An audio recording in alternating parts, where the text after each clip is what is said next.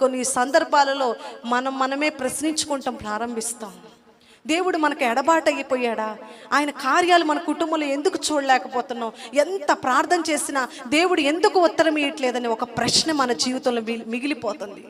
భక్తుడైన దావీదు కూడా అంటున్నాడు, ఎందుకయ్యా ప్రార్థన చేయటం మానట్లేదు, స్తుతించుట మానట్లేదు, ప్రార్థనకు రావటం మానట్లేదు. ప్రతి నిత్యము నేను స్తుతిస్తున్నాను, ఆరాధిస్తున్నాను, పగలు సాయంత్రం మరి మూడు పూట్ల నీ సన్నిధిలో మొరపెట్టుకుంటున్నాను, ప్రతి ఆదివారం క్రమంగా వస్తున్నాను, ఎందుకు నీ కార్యాలను నేను చూడలేకపోతున్నాను? నా మనవికి నువ్వెందుకు ఉత్తరమే లేకపోతున్నావని దేవుని సన్నిధిలో ప్రార్థన చేస్తున్నాడు. ఆయన నిజముగా అండి ప్రార్థనలు ఆలకించే దేవుడు. ఆమేన్, హల్లెలూయా. ఆయన నిజముగా ప్రార్థనలు ఆలకించే దేవుడు, మొరపెట్టినప్పుడు ఉత్తరం ఇచ్చే దేవుడు.